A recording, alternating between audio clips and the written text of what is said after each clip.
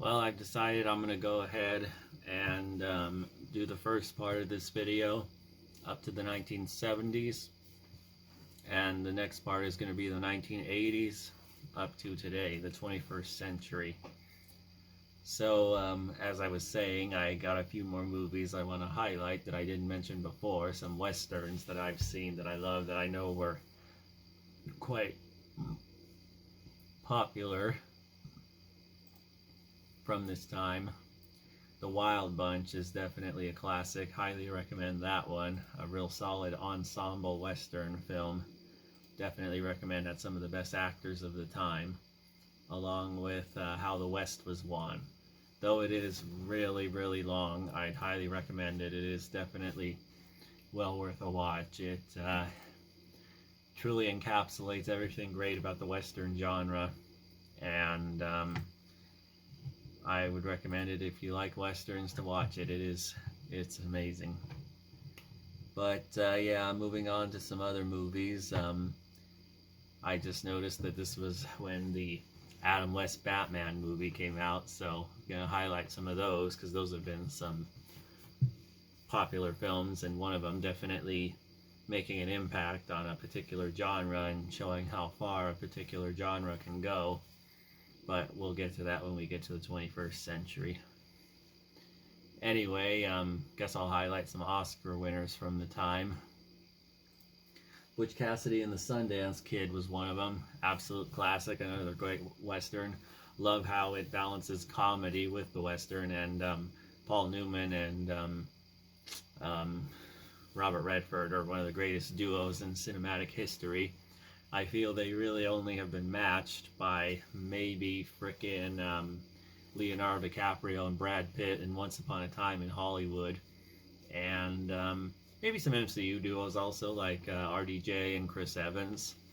And a few others like Tommy Lee Jones and Will Smith, and Danny Glover and Mel Gibson. And I guess you could even make an argument, even though it was only in one movie, the chemistry between Scarlett Johansson and Florence Pugh in Black Widow as Natasha Romanoff and Yelena Belova. But yeah, The Graduate is another classic from this decade. Highly recommend. That's Dustin Hoffman at his best, especially with Anne Bancroft as Mrs. Robinson. In the Heat of the Night, the movie that beat it out for Best Picture, is great. Highly recommend, especially with the classic They Call Me Mr. Tibbs. And West Side Story is great. I need to watch To Kill a Mockingbird. I haven't seen that one, but My Fair Lady is another pretty amazing one, along with the original The Producers and The Sound of Music. Oh, and Mary Poppins, another classic live-action Disney movie from this time. Highly recommend it. It's definitely one of the best of the 60s. And The Italian Job is a real great film from the tail end of the decade, too. Highly recommend that. Seems like the last year of every decade seems to have some really great films, like 1939, 1969, 1979, 89, 99, 09, and most recently 2019. I don't know what it is, just a pattern I've noticed, but boy, these directors really bring in their A game. So I guess that's all I got right there for the late 60s, so let's go ahead and move on into the 1970s.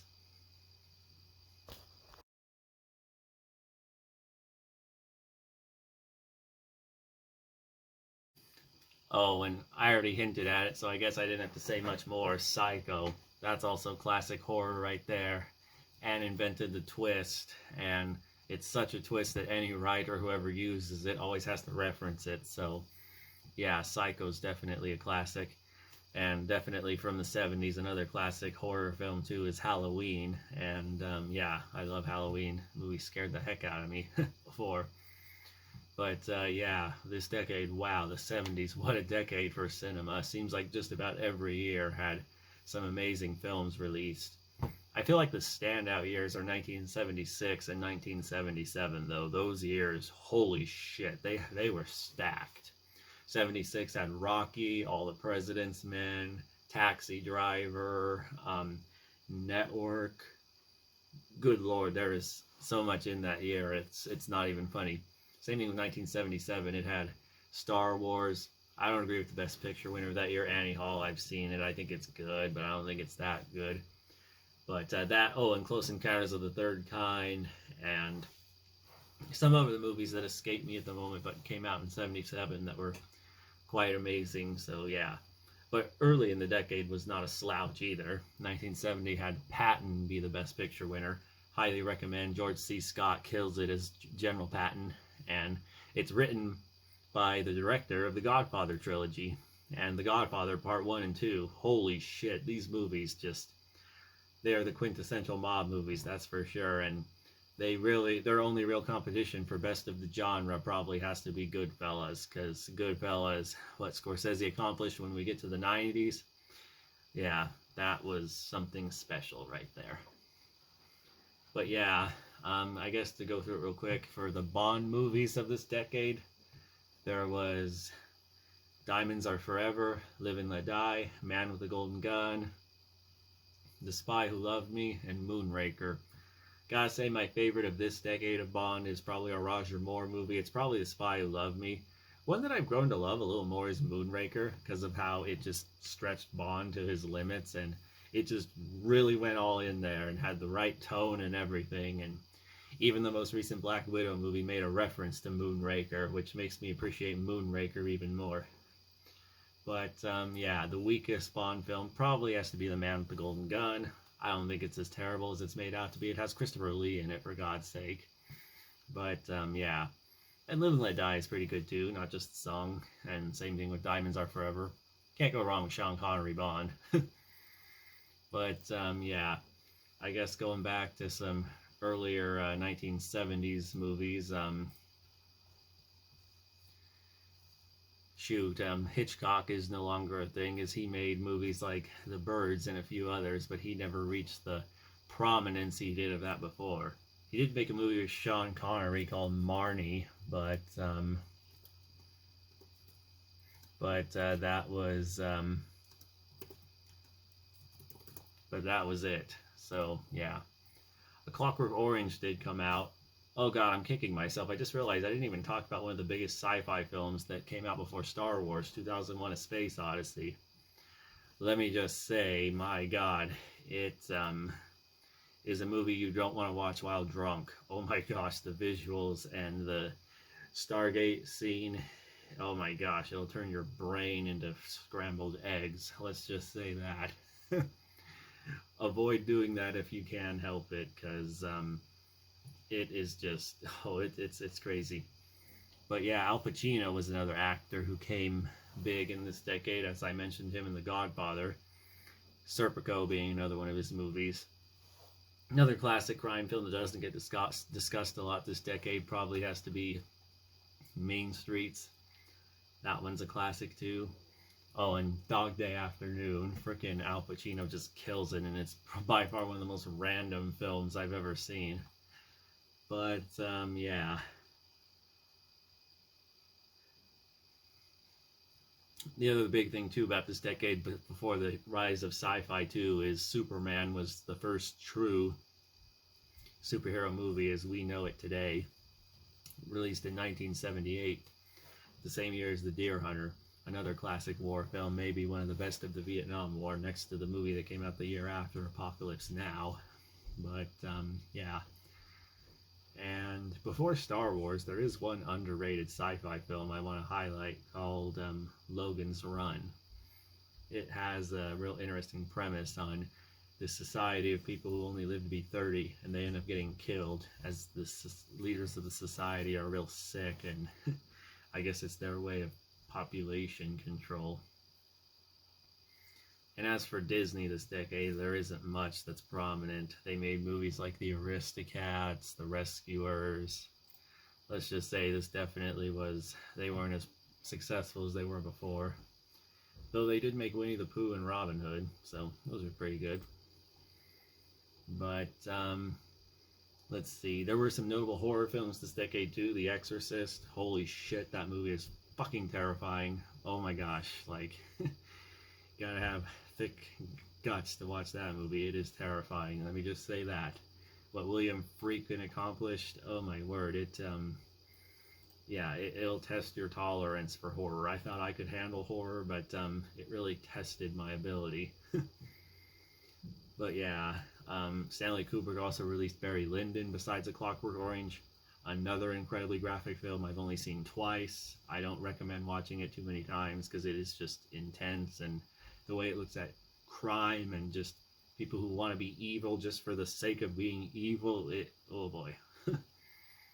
Saturday Night Fever is also a classic with John Travolta and the Bee Gees soundtrack. The French Connection's great too, a classic crime drama with Gene Hackman as Popeye Doyle. And Badlands is another good movie too from Terrence Malick that was actually filmed in my hometown of Pueblo, in a town not far from where I live called Alamosa. And the movie that has probably one of the greatest screenplays ever written, probably one of Jack Nicholson's best roles. And oh wow, this movie is great despite its director being a scumbag. That's Chinatown. Everything is great, from the noir setting to the way the story unfolds, how we learn about the characters like Jake Geitz, and the overall twist of the film, which, yeah, it's definitely interesting. One Flew Over the Cuckoo's Nest is another good film, along with Kramer versus Kramer.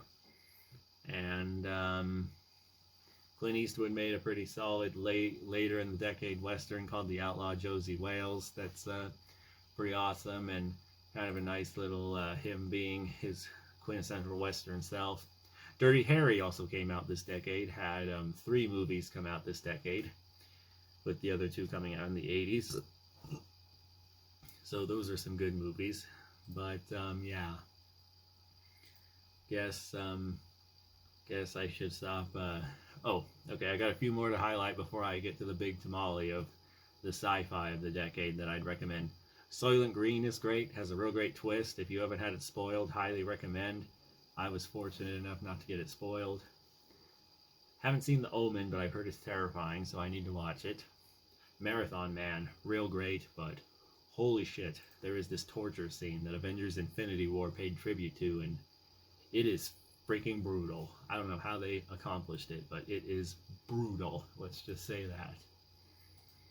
Can tell Dustin Hoffman definitely went the extra mile to make it as realistic as possible.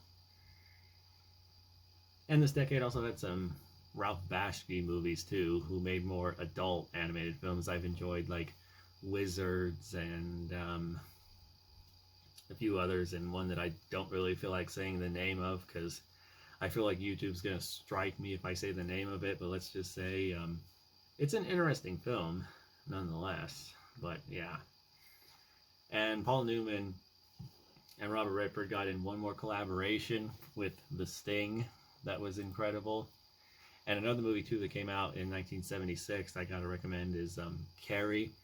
Great adaptation of the book, and Brian De Palma just showing why he would go on to become such a big deal later on with that movie. The editing, just everything he accomplished was incredible with that movie. So yeah. And another Paul Newman, Robert Redford movie that's classic is The Candidate. Highly recommend. It is definitely a really great film. So I guess no more beating around the bush. Let's go ahead and get into the sci-fi movies of the decade. Mad Max was one that was real great. That series started this decade, which is real cool. The Black Hole was the first Disney PG-13 movie that was a real solid one. I already highlighted Logan's Run, which was real good. And I guess the one that I'm going to go ahead and finish this video off on, because there isn't any other really notable ones other than it. The one you saw in the poster, Star Wars. I mean, everything that's been said about the movie has already been said, so I guess I'll just add what I've added.